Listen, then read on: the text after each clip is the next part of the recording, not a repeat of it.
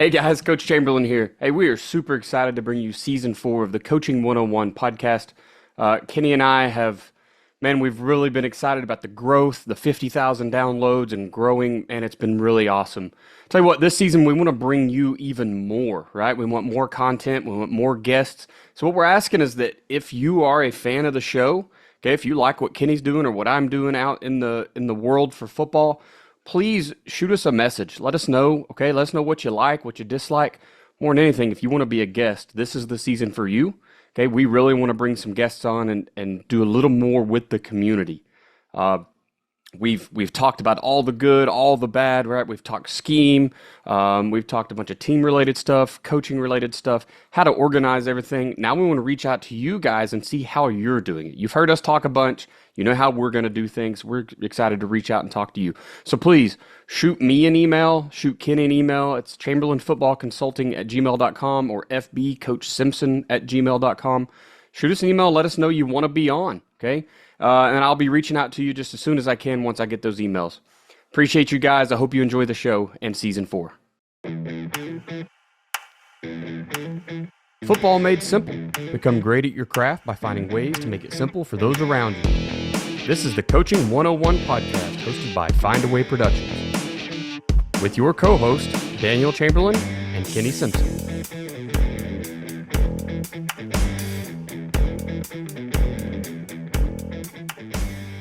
What's up, coaches? It's the Coaching 101 podcast. I am Daniel Chamberlain, joined tonight by Coach Kenny Simpson. It's almost season time, man. Yeah, I think 2 weeks in? yeah, I think Georgia and a couple other states actually played games last week, so we're a little behind them. But no more Yeah. no more weekends. I think I read somewhere no more weekends with no football games until like February. So Yeah. Isn't that amazing? here we are. It was a lot of fun to watch those Georgia team play. So I'm on a veterans coach group from Twitter. It's like a messaging thing, right? In one of the Twitter messages, there's just a huge group of coaches that are also veterans, military veterans. And one of them is a head coach down there. And so I got to watch his team. Unfortunately, they lost like 21-7. It was a super good game. Just, a couple of those, like you miss one tackle and it's 7 points. And then you stop them for 3 more quarters and you miss a tackle and it's 7 points. So, man, it was good to watch ball, especially when you got someone to cheer for. You kind of know a little bit about the team. It's a lot of fun. So obviously excited to get some OU football back on the television. And I mean, Friday nights, man, there's nothing like it. Yeah, I mean it feels like a lot of preparation, and then it's on you really before you know it. So we'll see. It's a long season. If you have a good year, it can be a really long season. If you have a bad year, it's just going to feel like a long season. Yeah. Yeah, it is. I know that I'm a big fan of the way you do off season and some other coaches I've talked to, right? With it's not in season in April, May, June, July. All of that stuff comes to fruition, everything you do, but it is nice that a lot of y'all have like let your coaches go be humans too, right? Because it kicks on now, right? It's over. That was the end of your break. Congratulations. I know you just went on a true vacation, and a lot of other coaches did too. So you're about to watch all that hard work pay off, and you're about to, we're going to be busy for a while. So I'm excited to get it going. Yeah, For sure. I like that we did that last season. We did the trends we thought would come. It's always fun to see what the new thing is. A lot of guys will hold it. They're not going to show their hand till we start playing Right. games, and then you're going to start to see what's the new thing. I would imagine we're going to see a lot of exit motion at the high school level. That Miami's kind of shown that at the highest level. And then I would imagine there's going to be some teams that are going to create some crazy formations. I think that's the two I look forward to seeing. Your exit motion, I think you made a Twitter post yesterday or something asking just any receiver run into the sideline, right? And then usually it ends up being a wheel, right? Kind of like a short wheel. It could be a lot of things. You may just run him out there to run the ball where he left. It can be a lot. Oh. Yeah. It's fun to just see what shows up. And I agree. You see the Dolphins are so much fun because I feel like I'm watching high school offense, Mhm. but at elite talent. Like if you could just go get 5 stars across the board at the high school level, that's kind of what you would be watching, right? So it makes it a lot of fun. I'm not a Dolphins fan. I'm unfortunately a Cowboys fan, which may be changing. I don't know what Jerry Jones is doing down there, but um, I know it. But going, just watching what Mike McDaniel is doing down there, it is a lot of fun. So it's cool to see what we do trickle up, I guess. Right. Yeah. And 49ers are another one. They're a lot of fun to watch. They've just had a fullback for years, right? They just never Mhm. really got rid of the fullback. Like, let's go play 20 personnel or 21. Mhm. And when you've got a tight end like Kittle, like there's not a lot. I don't know how you game plan for like an amazing fullback and an amazing tight end. That's got to be so hard because they're coming right there. They're going to run the ball down your throat.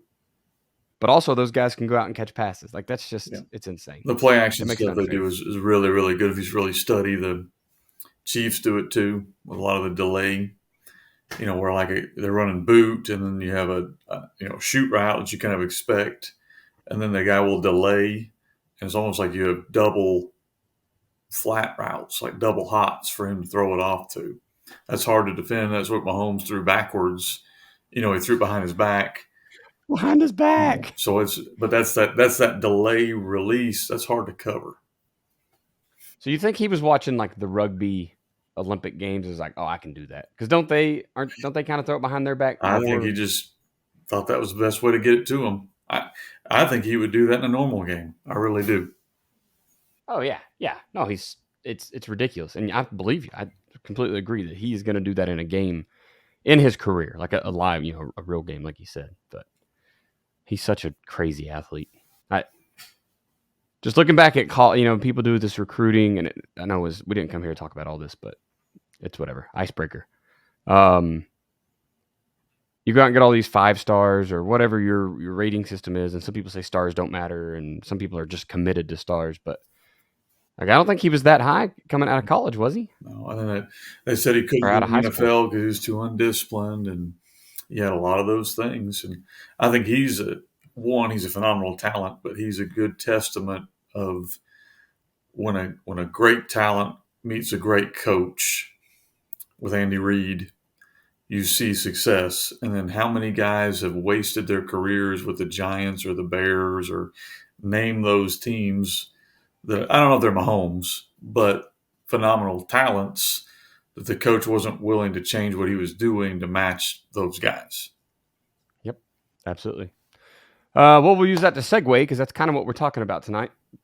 Not really changing scheme, but how do you problem solve? And so before we do, Coach, can you tell us real quick, how do we simplify football for our coaching staff and our players? Coaching 101 podcast is sponsored by Findaway Productions. Findaway Productions also sponsors fbcoachsimpson.com for all your coaching needs with over 30 coaching materials, books, as well as 50 PowerPoints and videos and smaller materials and the free magazine headsets.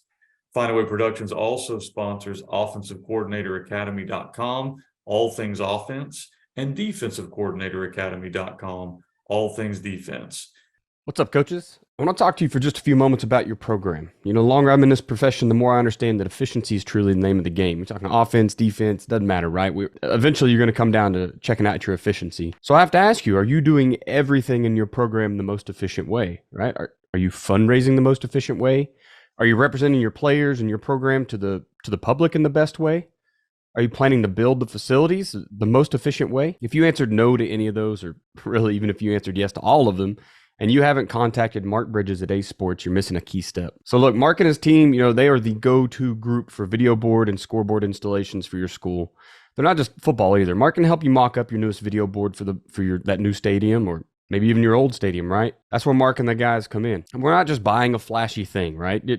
Yes, it's nice. It's pretty neat to have that big scoreboard, that big video board, but you're also, you're investing back into that program. You're investing into that newest fundraiser. Sure, you can keep selling your discount cards, your beef jerky, hosting pie auctions, whatever it is that you like to do. But let's just be honest with ourselves, guys. We're not making enough money for those big ticket items. For the big ticket items like turf, an indoor facility, that's where you need a big ticket item fundraiser. That's what Ace Sports is offering you today. Guys, I've talked to Mark several times now, all right? And it always comes down to big school, small school. right? Well, of course, the big schools can afford that new video board, but the small schools really can't. It's just not true anymore, man. Your school isn't too small, and I promise, okay? 1A, 2A schools, it doesn't matter. Mark and the guys, they're helping them out. Contact Mark today at mark.bridges@acesports.com and let him come give you a quote. Let him show you and your administration the plan. Now, really, it's the cheat code, right? Let him show you the cheat code that is fundraising with Ace Sports video boards. Tell him Daniel sent you. This episode is brought to you by Athletic Speed and Movement. At athleticspeedmovement.com, we've taken Del Basquet's 45 years of speed and movement training and put it all in one place just for you. You can get the same training that NFL players have been getting for years, collegiate players have been getting for years, and now high schools across the nation are paying thousands of dollars to bring Dell in to install his system, but we've got it online for you. It's time to help your team become faster, not just in the 40, not just their sprint speed, but between the tackles and their cuts while they're chasing down the quarterback. It's time for you to help them become faster everywhere. Jump over to athleticspeedmovement.com. There's an orange button there. Just click it. It says, get the keys to playing faster. You'll get the 3 core movement video from Dell. He's explaining the science behind it, all for just the price of your email. Check it out, athleticspeedmovement.com. Appreciate that, Coach. Once again, guys, reach out to anybody in those ads, whether it's me, whether it's Kenny talking about his stuff. If you want to reach out to Mark and Ryan. I have, to be honest, I've had a lot more coaches reaching out with either input about working with Mark or Ryan, whichever's in their deal, or coaches calling me for details. I absolutely will give you details from what I know. Now, I've not been at a school that used them personally. Kenny has, obviously, so reach out to him. Feel free to ask questions. But biggest thing, man, Mark and Ryan got their numbers right there in the ad, so hit them up and let them answer your questions. Before we get back into the talk here, Coach, the cap, the coach's cap, tell us about it. Yeah, excited to see those go out. We've sold quite a few of them, and if you're out coaching right now, and it's meant to be a practice hat, it's a bucket hat that's got a whistle attached to it. So if you heard our podcast, you know that we've got that available. You can go to coaches, COACHSCAP, so coachescap.com. They're available there. If you want to do bulk orders, you can do that as well. Just email me if you got questions. Awesome. And then Team Themes Volume 4 just dropped. And I know we talked a little bit more in depth about it last week, but it's a great way to link like the rest of their lives with these kids' current situations. And I talked about Owasso last week and how you'd go talk to a coach that you don't deal with. D lineman, go to the cornerback coach or however you want to do that. But get those kids hearing from another voice. Give them, it's a themed thing. So it's not just a coach rambling. Because look, we know some coaches that can talk, right? And you're like, hey, go talk to them about discipline. And you don't know what they're going to say. Like you have no idea. The kid may come out worse for wear, honestly. So with the book, man, it really gives you those quotes. It just lays it all out for you. You can take a theme for the week and have one for every season. I have used Team Themes 3 was last year's, right? And then, of course, I've read through 1 and 2 because, well, Kenny, you make good products. So I wanted to read through that stuff. So yeah, Team Themes Volume 4 is for sale, and it's all at fbcoachsimpson.com as well. Yes, sir. Mm-hmm. Yeah. And the last thing we're going to push out here, guys, just want to talk about the gun tee system. I know Kenny is very humble, and he doesn't talk about it on the podcast very much. But this season, you're going to hear me talk a lot more about it because I'm watching it spread. I'm consulting. If y'all don't know, I do a little football consulting as well. So if you're looking for help breaking down film, how to break down offenses, defense, whatever, hit me up. I can help you out. But I'm consulting for a youth coach that bought Kenny's full gun tee system and then has taken the youth version of it now and has really just kind of started running with it. So I love watching it go from every level. It works. His is 5th and 6th graders. Coach Hall, thank you very much, by the way, for being the example for tonight's podcast. 5th and 6th graders, and I've got film on them, and they're running it very well, right? There's football fundamentals that you still got to teach no matter what your scheme is. But, man, gap scheme just makes it so much easier. So fbcoachsimpson.com. Get the gun tee system for your team. It doesn't matter. Look, if you're a semi-pro coach that's in here listening, run the gun tee. If you're 4th graders, I saw you tagged the other day in Facebook, Kenny, with a guy saying, hey, here's my 4th graders that are pulling and kicking, right? That drill is wonderful. That's kind of what you call the hurdles, right? The little tunnels of plastic they got to run through. So it doesn't matter what level you're at, guys. The gun tee system can very much so be for you. The RPOs is what I love about it. So jump in there and get you a part of that, fbcoachsimpson.com. If you want to reach out for consulting, just uh, hit me up at chamberlainfootballconsulting@gmail.com and we can talk some ball. All right, let's get into the talk here, Coach. So, kind of question one, when we talk about solving gap scheme problems, and so there's kind of the old school problems that I remember from gap scheme, which is the biggest ones, like linebackers running through where your guard's leaving, right? You're leaving a gap and you're moving that lineman to the other side of the field to create another gap, but you got to do something about that one. So besides run throughs backside, what are some issues you've faced as you've kind of evolved your gun T system? Yeah, we look at like when you're blocking gap scheme and you're pulling linemen, there's two categories of that. We're just going to pull one lineman. So like guys that run power, how we run belly, which basically is power insert. You don't have as many of these problems. When you start pulling more than one, so think about like buck sweep or pin and pull or whatever you're going to call that. When you start to pull multiple players, that's where you start to have a lot more of these issues. Usually pulling one, you're not going to have as many of those, like you talked about run throughs, because there's just only one gap and it's usually on the backside. So generally you're not going to have a lot of run throughs with one puller. You start pulling multiple pullers, now obviously you have more gaps you've got to account for. So that's where you're going to start to see these show up. For us, you mentioned the number one thing that I think a lot of people will talk about is, well, when they see a puller, why don't they just run through the gap that he left? And so there's a lot of issues you can go through with that, but that's probably the number one issue, especially if you're a younger coach, somebody working with maybe youth or junior high or even high school, because you're going to see teams that want to blitz that until you get good at that, because that's the easiest way to blow up a play before it can develop. So there are a couple of things we'll talk about what we do, but I would say run-throughs are a huge one. Second issue you'll have a lot of times with any scheme, not just gap, is when the front moves.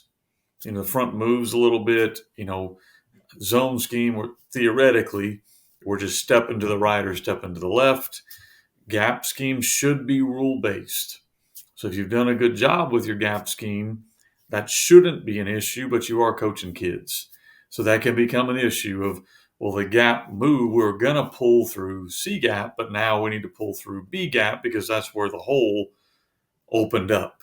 So I think that's something you have to constantly work with, is how far is the pull? Are we teaching a skip pull? Or how are we teaching him to get up in the hole? Because the hole might not be where I thought it was going to be. It might be a gap wider, or it might be a gap tighter. So I think understanding that with your players and teaching, how to keep our eyes forward and our eyes inside and our, square up our body so that we're able to make adjustments with our pullers, that's kind of important. Same thing with depending on what gap scheme you run. If you're just down, down, down kick, that's a little easier. But if you're trying to, pull a guy into A or B gap, those guys on the play side need to know, okay, where can I take this defensive lineman? Do I have to block him down? Can I take him out? How are we going to allow that to happen? So like the way we run belly, where we're essentially forming a funnel, we're either going to block him down or out. We don't care which one. And then we're going to we're going to wrap through the gap that's opened up. We're buck, a little more rigid. We are taking everything down. And then we're going to wrap right around that. And so it really depends on which kind of play you're doing.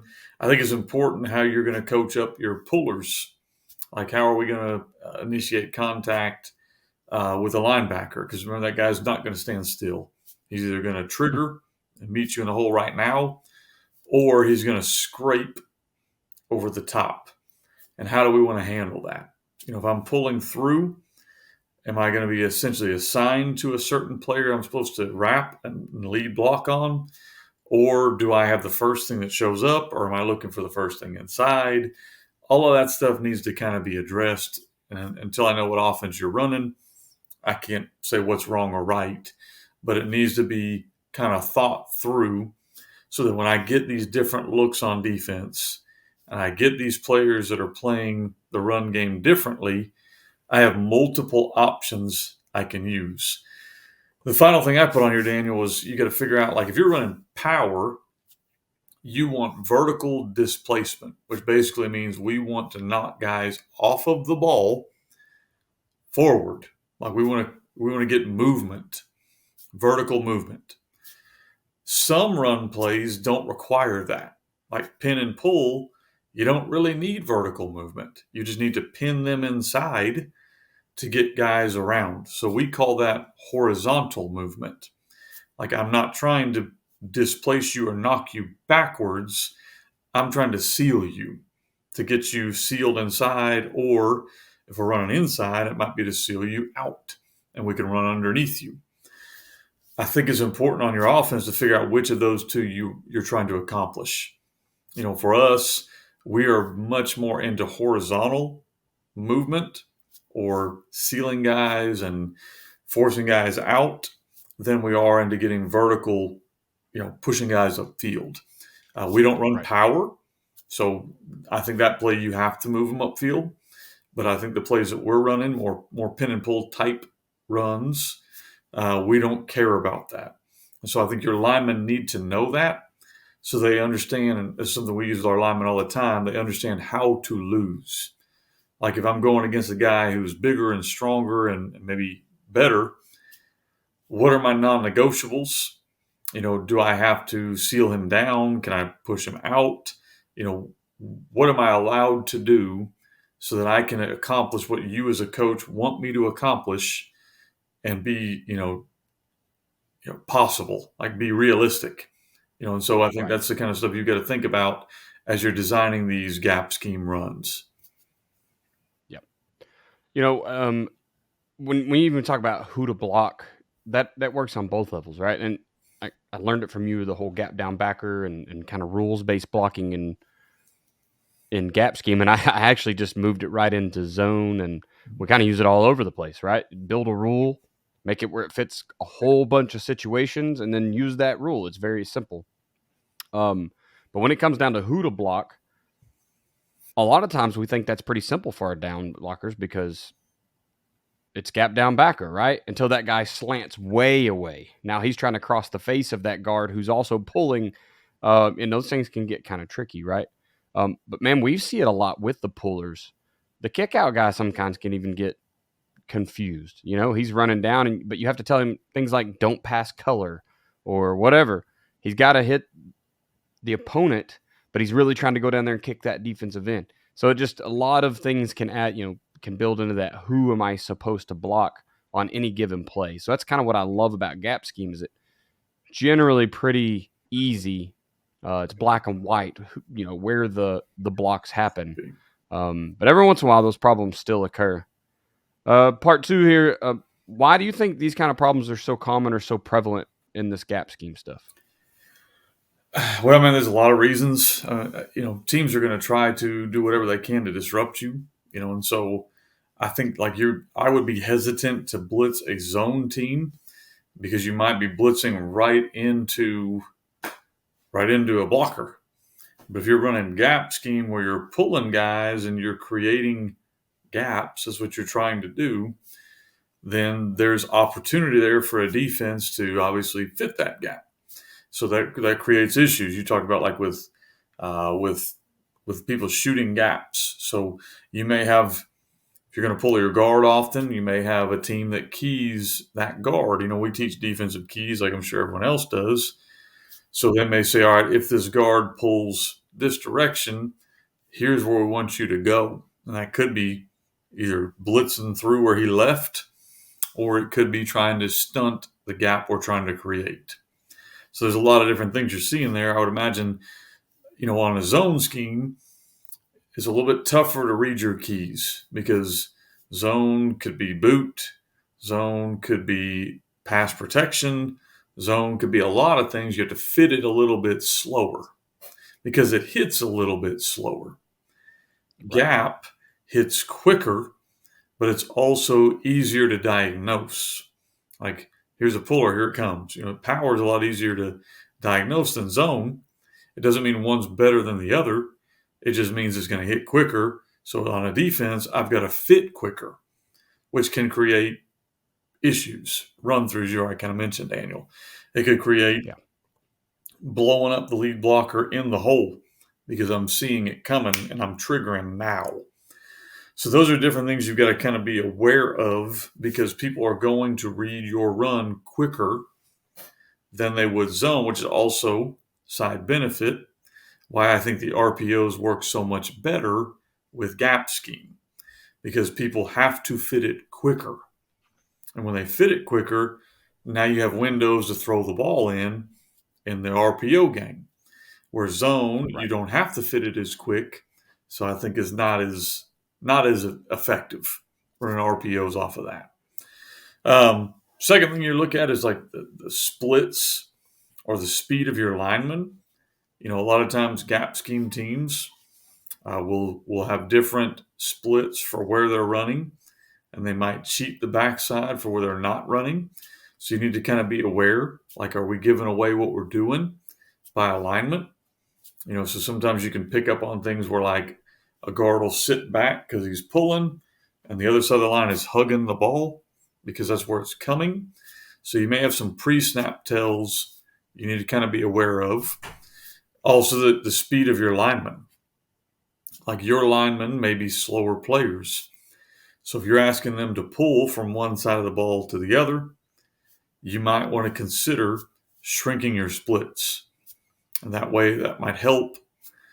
One, there's less gaps for run through, and two, there's less, ground to cover for the lineman to pull through. So I think that's something you've got to really think about, probably more in zones or in a gap scheme than in zone scheme would be your splits and your alignment, because you can do things to help yourself out, and you can do things to hurt yourself. Last thing I put on here was, teams are going to try to blitz this. Either they're going to diagnose it and blitz it quickly, like on the snap of the ball, or they're going to try to guess. Whether that's, they've scouted you, or whether that's in game, whatever that might be, they're going to try to stunt a guy to get them moving to where they think you're running. So you have to kind of anticipate that as a play caller.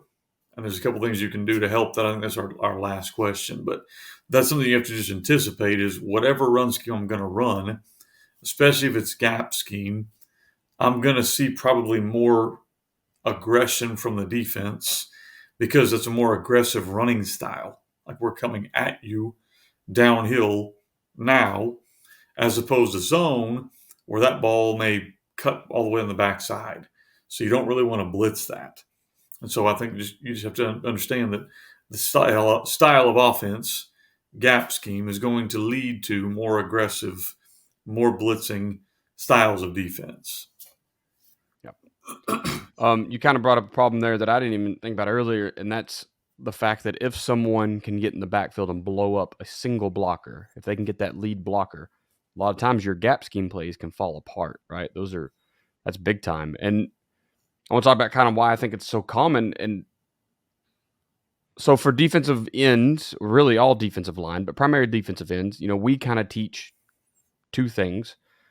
You want to squeeze a down block, and we also teach it block away as play away. Well, what does that get for us? Well, number one, that's like a day one install thing for us. So our kids, that's their mantra, on the D line. I got to squeeze a down block. Well, if you're trying to run gap scheme, that obviously is going to give you some pretty frequent issues when they're squeezing your down blocks well. The other thing we teach is, block away is play away. So my defensive end, he thinks he's seeing outside zone away from him when he gets what eventually turns out to actually was a down block. Right. That means he's running 100 miles an hour down the hill line of your O-line to try to go tackle the running back on stretch or outside zone. And so he naturally gets to blow up that puller, right? So I guess the one issue with gap scheme is the idea is my lead blocker is going to kick your defensive end. But if he brings the fight to the O-lineman, then we can start seeing these issues. So I think we've just, although, and Kenny, your system is the reason why I love it is because you take these simple rules and you kind of put them on their head.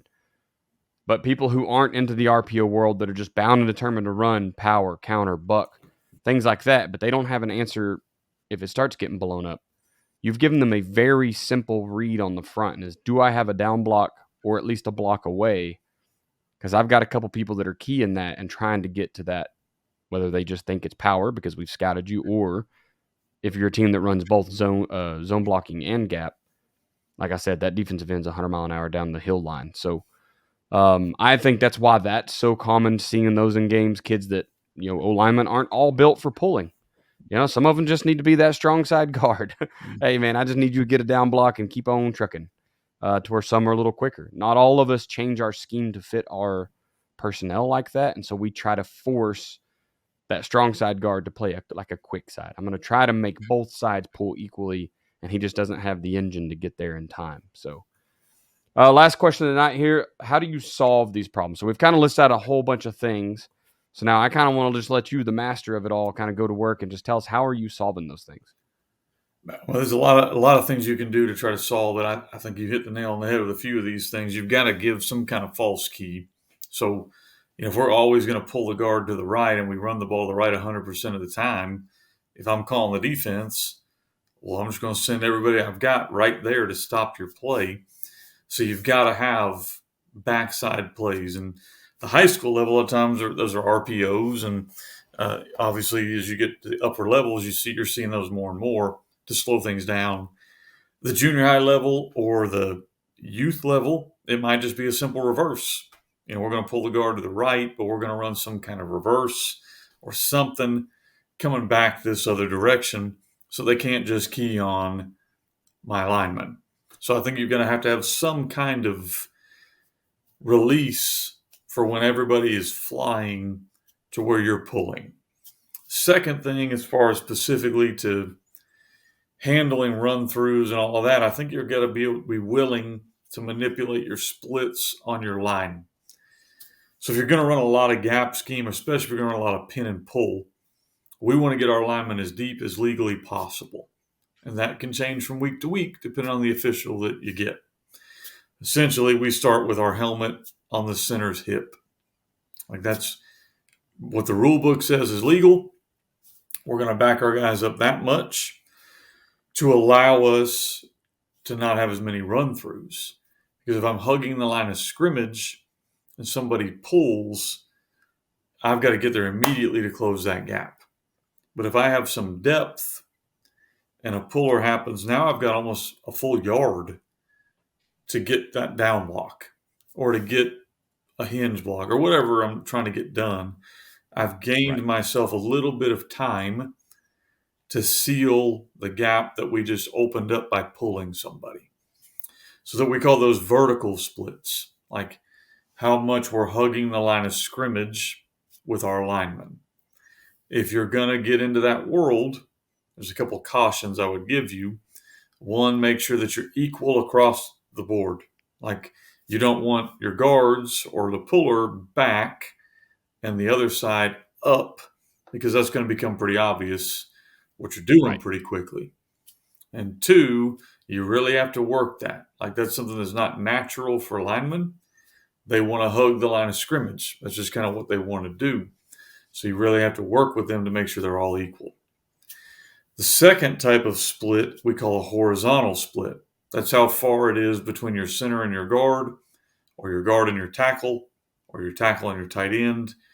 The splits, a lot of times we want to tell our kids our splits are 2 feet, 3 feet, or 1 foot, or whatever it is. If you're going to get in this world, you have to give your kids the freedom to manipulate those splits on their own.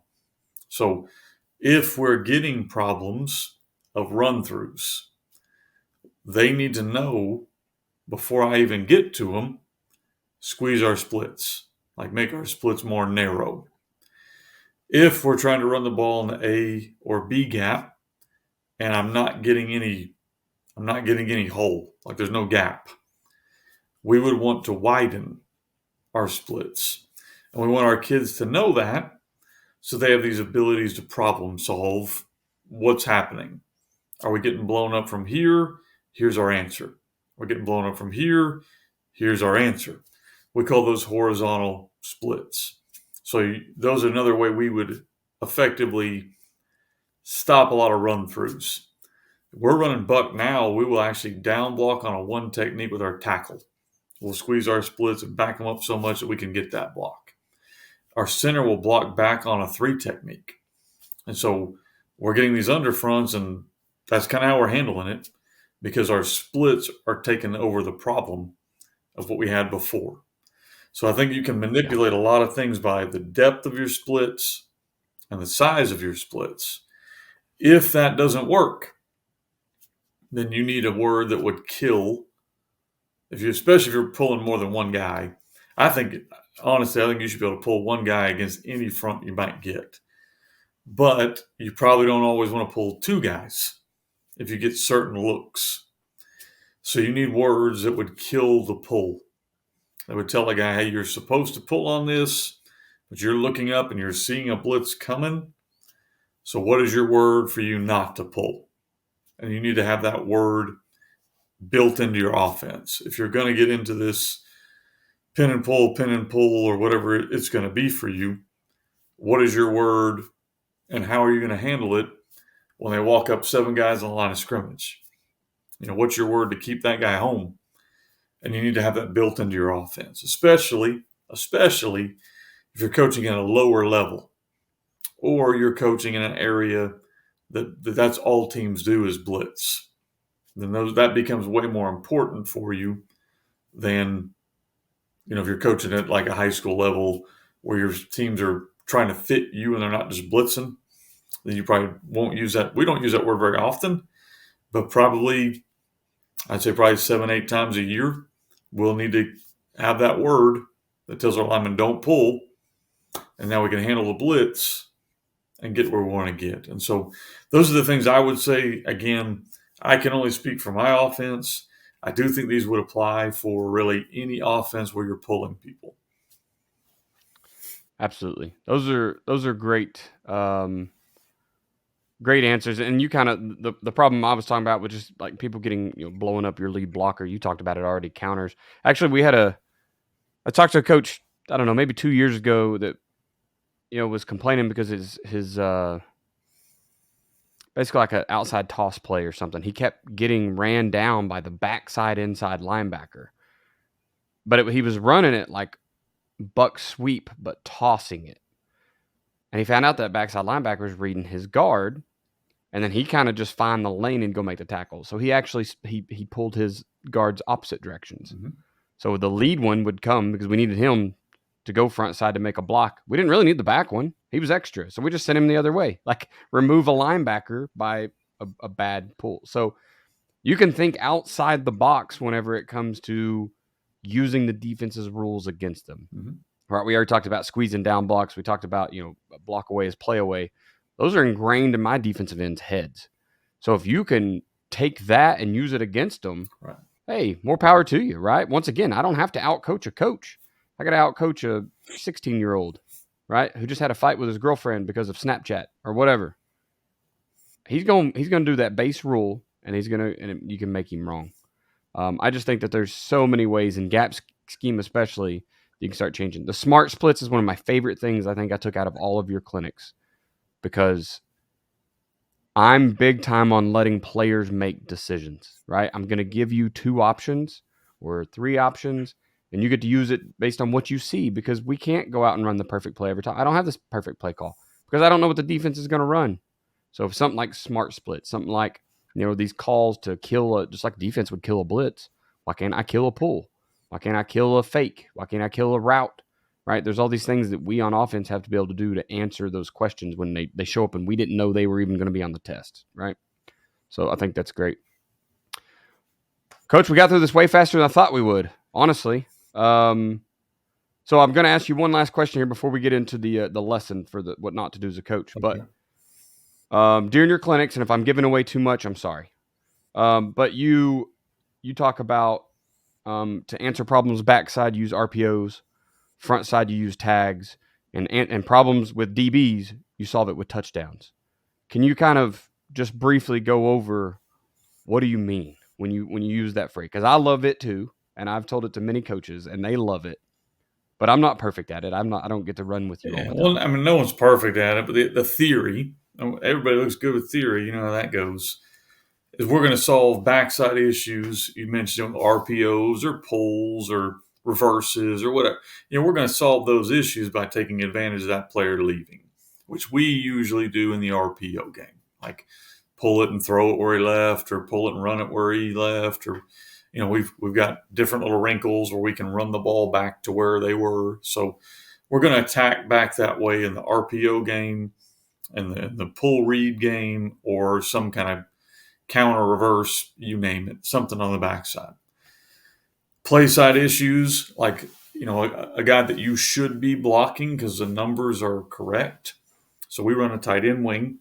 So in my mind, we have guard, tackle, tight end wing. We have 4 guys, so we can block 4 play side defensive players. So if it's one of those 4, which is usually a linebacker or a defensive lineman, if one of those guys made the tackle, we either got whipped or they out schemed us.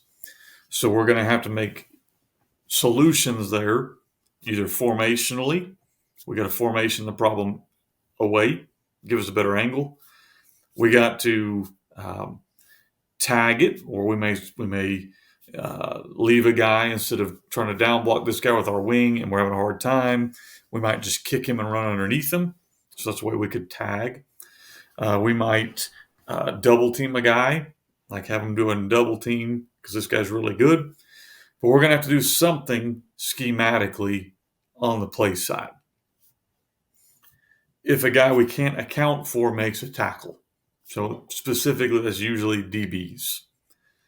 So a corner makes a tackle or a safety makes a tackle, then that's when we're going to go play action. And that's usually where your explosive plays start to happen at every level. If you're running the ball and a corner comes and makes a tackle in the run game, who's he covering? And so that becomes kind of okay, what play action do we have? Or play side RPO, if we've got that built in, that we can call to create a very explosive play. Because if you're getting to the point where their bonus players, their DBs, are becoming involved in the run game, there's a lot of space down that field to throw the ball. And so that's what we say: backside RPO, play side tags, formations, DBs, touchdowns. Because if you hit that ball, there's nobody back there. Yeah, that's awesome. Well, Coach, we're going to jump into the last part of the show, which is the lesson for what not to do as a coach. And I'm actually going to steal it from you. I know you typed it in there, and you say it every time. So I'm going to steal it here a little bit, and then I'm sure you'll have some rebuttal, or you can re-educate me because you're a much better coach. And what Kenny was going to talk about is just don't be the coach that refuses to adjust your scheme, right? I'm going to run this scheme because it's what we've done for 100 years. That's fine. All through my coaching career, which is a whopping 4.5 years of coaching, I've heard, it's not X's and O's, it's Jimmy's and Joe's. And I took that to heart for a while, to the point that I thought some offenses just can't work. Like, nope, we don't have the guys to run that offense this year. But with working with coaches like you, Joe Daniel, some other guys, Bo Collins, some of these guys around me, what I've come to find is that it isn't the offense that doesn't work. It's the system, right? So I think you need to be the coach that will adjust the scheme, but I think you should have done that when you decided to buy into that scheme. It needs to be a system that has answers. Your X's and O's better take care of your Jimmys and Joes. I think that's a better way to put it. They work hand in hand, right? If I'm, like you said, Coach, you went gap scheme because I don't need, and specifically buck, because I don't have to vertically move anyone. You don't have the guys to do it, you don't do it. You can run the same formations and still stay gap scheme and run power as long as you have the ability to call a double team somewhere. Move the guy you can't get moved with one and do it with two, right? That's a system that can handle problems. Your system does it with RPOs, these tags, touchdowns if your DBs want to come play ball. But I think that's what you need to do as a coach, is don't get so caught into a scheme or an offense or a play that doesn't have enough flexibility that you can't answer those questions on Friday night. Get into that system that lets you change for anyone. any of those 11 kids on the field, because you're not always going to have the exact same 11 kids. So get into a system that lets you change it to the kids, but you don't have to lose your identity every year to change it to an offense that better fits my kids, right? You don't have to be flex bone this year and spread next year. It's not required. Just get into a system. Stop buying into just single offenses. All right, there you go. I stole it. First time ever. You're good. No, that was good, Coach. I was just going to say, even in the systems, you have to evolve. Like we've had a system for a long time. We believe in what we're doing, but you've got to be willing to evolve. I've had times where Coach Gould will come to me and we're just frustrated because whatever we're trying to do is not working. So, Coach, the kids want to try this. They think they can get it done. I think as a good coach, you got to let them try. All right, well, Yeah. see what happens, and if it works, then okay, how why did that work? Can we build on that? That's something we can use going forward? And so I think that's where a lot of things come from. That's where systems or plays evolve. And so I think that's you hit nail on the head. I think you need to have system, buy into your system, but I think that needs to constantly be evolving. Like, what's a better way we could do this? Is there a better way we could do this? I don't think you need to bang your head and just try to reinvent the wheel, but I think you need to. What are some ways we can make this better?